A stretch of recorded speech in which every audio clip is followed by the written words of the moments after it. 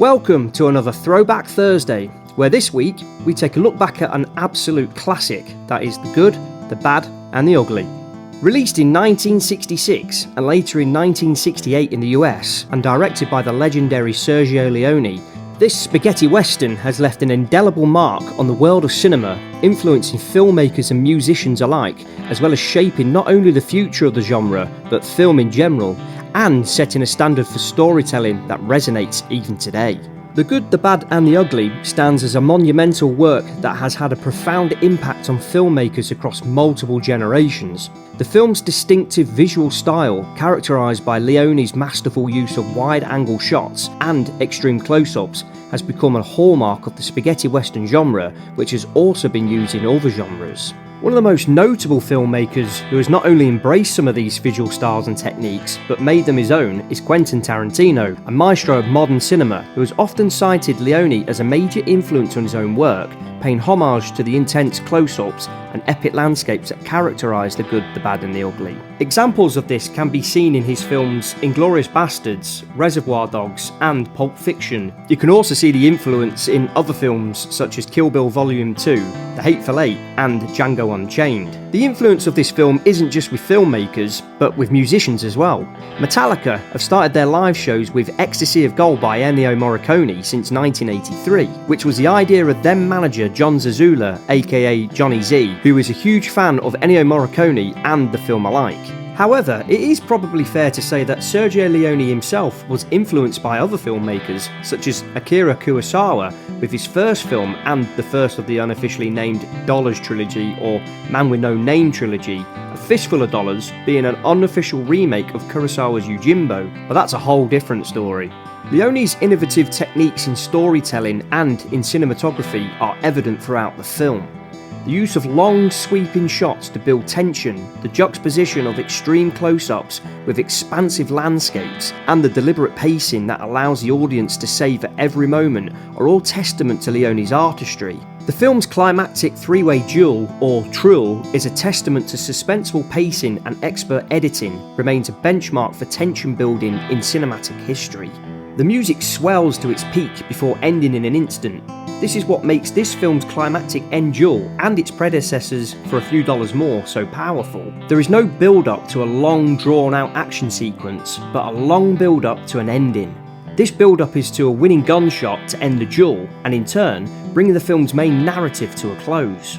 Leone uses the setting of a circle at the centre of a cemetery, much like a Roman gladiator arena. This was almost a reused climax from the previous film, which had technically two participants, with Eastwood's character officiating for fair play reasons. But in The Good, the Bad and the Ugly, it's way more grand, as this is a three-way duel where there could be many different outcomes. This also adds to the tension. As the music swells, the viewer wonders where this will end. What will be the outcome? Will one man shoot the other, resulting in all three men losing? Will one man shoot both of his opponents? Will two men shoot one? And in what order could this happen? There are many different outcomes, and as the scene builds with the use of close-ups and wide shots, we can only hold our breath. For me, this is one of the greatest final fight sequences ever put to film. The build-up of tension and the iconic musical score really does make the hair on the back of my neck stand up when I watch this. The Good, the Bad and the Ugly fundamentally altered the landscape of the Western genre. Leone's portrayal of morally ambiguous characters challenged traditional notions of heroism, paving the way for more complex, nuanced storytelling in subsequent films. The film's impact is visible in contemporary works like No Country for Old Men and There Will Be Blood, where shades of grey in character morality are explored in the same depth as Leone's masterpiece. It is in my opinion that the anti-hero, the morally ambiguous lead, was born out of the spaghetti western. Let's explore the three main leads for a moment, starting with The Good. Clint Eastwood's Man with No Name, or Blondie as Tuco refers to him as. My first question is he really the good? There isn't much to suggest that he actually is, because he's driven by greed. His main goal is to make money and get rich. This is a characteristic that is present within the Man with No Name character, or the characters that Eastwood plays in each of the Dollars trilogy. The big question is it the same character? Well, he wears the same clothes for the most part, although he doesn't get his iconic poncho until the end of this film, which is actually set before A Fistful of Dollars. He's played by the same actor as a stoic, highly skilled gunslinger, and there isn't much between the characters in terms of the personality. So let's for one moment explore the notion that this is actually the same character. He starts out as this immorally fake bounty hunter with not much purpose other than to make money in scams. By the end of this film, he heads off with his share of the loot, which is the MacGuffin of the film. We then next see him as a drifter, now with a mule instead of a horse, and no money. So there's a story between the two films right there. Anyway, he wanders into a backwater town run by two feuding families. He plays them off against each other whilst trying to make as much money as he can, before one destroys the other and he triumphs over the victor. Sometime after, he then becomes a bounty hunter. His quick draw skills coupled with his skills with hand-to-hand combat makes him an ideal bounty hunter, again with little to no morals. He is brutal in his methods and suffers no fools. He now has a purpose, his job. The only thing that suggests that this isn't the same character is the fact that Lee Van Cleef plays the highly moral Colonel Mortimer in the previous film, a stark contrast to the character he plays in this film, as well as Gian Maria Valente playing the main villain in both previous films, who dies in both. So there is that argument, I guess. Anyway, in my opinion, Blondie has very little in terms of integrity. He is a con artist who leaves his partner in crime to die once he feels there is no more use for him. He takes Tuco's share of the money and leaves him for dead in the desert, hardly what you would suggest as a good character. My understanding is the anti-hero became very common in cinema since the release of these films, with Eastwood playing other characters such as Dirty Harry Callahan, who blur the lines between good and not so good. For me, another example of this type of character is Han Solo from Star Wars. Just like a spaghetti western gunslinger, he shoots first. Well, he did before CGI. Anyway, his main motivation when we first meet him is wealth, and this is what thrusts him into the story. Now on to the bad, Angel Eyes, played by Lee Van Cleef. This character is possibly the only one from the trio who is more suited to his label. Lee Van Cleef played Colonel Mortimer, one of the heroes of the previous film, but here he takes on this villainous role with ease, and he's menacing to boot. Angel Eyes is unforgiving, unrelenting, and ruthless in his pursuit of the gold. He's possibly the most honest of the three as well, because he's black and white. There's no grey, there's no blurred lines. He is what he is, and he's the bad. Tuco, the ugly, can mix between all three character labels. Well, to an extent anyway. His character is the most complex of the trio, and we learn more of his backstory when he arrives at a missionary run by his brother. We learn that his upbringing was difficult, he became an outcast of the family, and took a different route in life to his priest brother. It is my opinion that Tuco became who he became, almost for rebellious reasons. In a land where lawlessness was a way of life, Tuco took to this path with ease. We also learn that he once had a wife, but we learn nothing more of this. It's left to our interpretations to, well, fill in the blanks. The way that Eli Wallach delivers his lines suggests that there is a tragedy there that Tuco is unwilling to open up to. He brushes this off as though it meant very little to him, further cementing this as a possible tragic character with a facade of someone who is conniving, untrustworthy, and ruthless in his own ways. Someone to be feared as an outlaw. To me, this is what makes him the ugly. Tuco's characteristics represent all of man's worst vices. He is the ugly because he seems to be at ease with who he is. He wants to be feared, he wants to be regarded in a certain way, and this facade makes him the ugly. Below the surface, I think you could argue that there are some traits there that are good. Learning more of his past convinces me that there is a good person buried below this facade. And of course, there are bad traits, outlined by many of his actions in this film.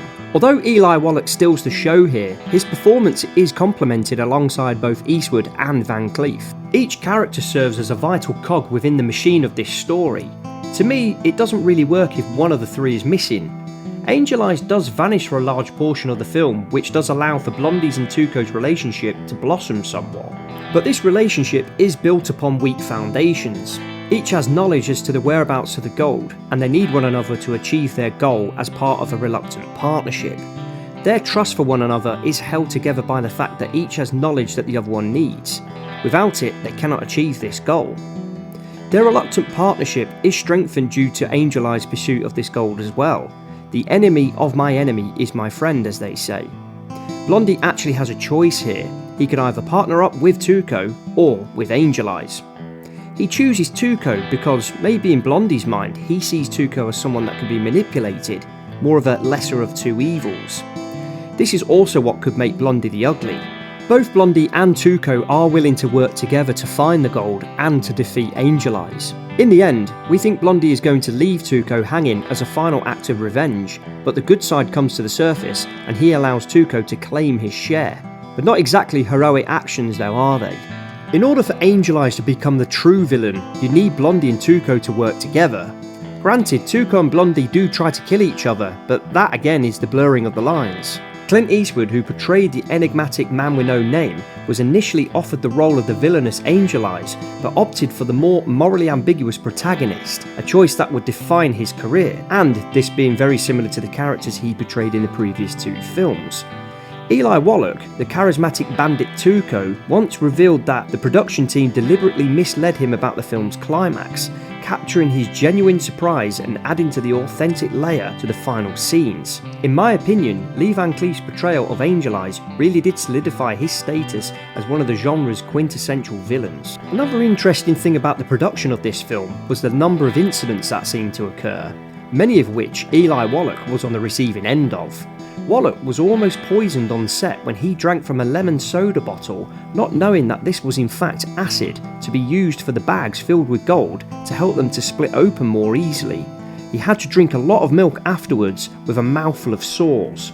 In the scene when Tuco escaped captivity from the train, he uses the rails to cut his chains free, not knowing that the steps from the passing train were much lower than first thought. Had Wallach lifted his head, he would have lost it. Thankfully, he didn't. Another incident that occurred during one of the earlier scenes was when Tuco is about to be hanged and Blondie shoots the noose before the hanging. The horse that Wallach was sat upon became spooked and bolted for nearly a mile, with him still sat on the back of the horse with his hands tied. Eastwood also had a near miss on set during the explosion of the bridge scene. A fist-sized piece of debris almost hit him in the head, but was blocked off by a sandbag. This is actually in the finished movie. But other than some very near misses on set, one big incident was with the bridge explosion itself. It was to be blown up by the Spanish army, but a misinterpretation on a walkie-talkie resulted in the red button being pressed a little bit too soon before the cameras even started rolling.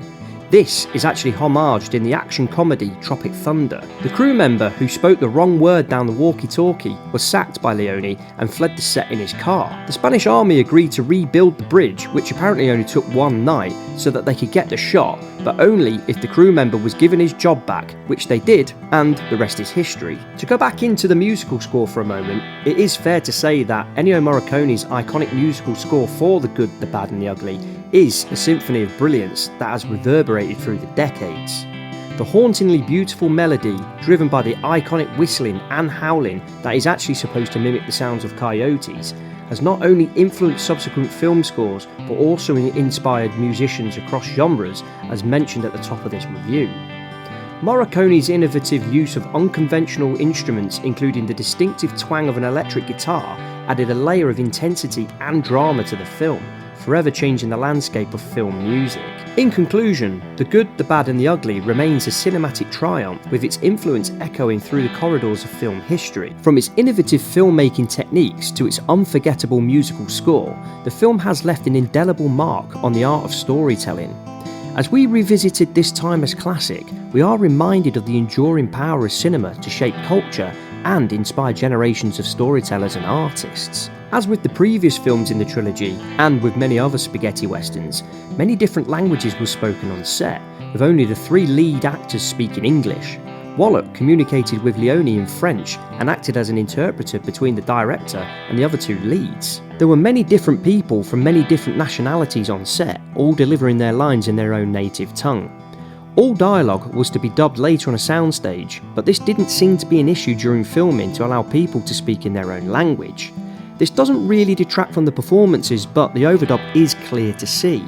If anything, this does show how well acted the film really is, with the performances being excellent from all involved. There is so much more that I can say about this film, such as there being no dialogue for the first 10.5 minutes, and the fact that the story is so simple, but is stretched out across this Civil War background. I believe that Clint Eastwood once described this as a very padded out film, but personally, I don't really look at it that way. I feel that it is quite good to have a simple story within the backdrop of something so complex. The word classic does seem to be branded around a little bit too loosely when it comes to describing a film, But in my opinion, The Good, the Bad and the Ugly is a genuine classic, and that word feels very much like a worthy title to describe this film. I would just like to end by saying a huge thank you for watching this Throwback Thursday review of The Good, the Bad and the Ugly, and that there are two types of people in this world, those who subscribe and those who don't. And if you don't, well, you bloody well should. Anyway, I've been Colm from the Critical Cinema Club, and thank you very much. We'll see you soon. When you have to shoot, shoot, don't talk.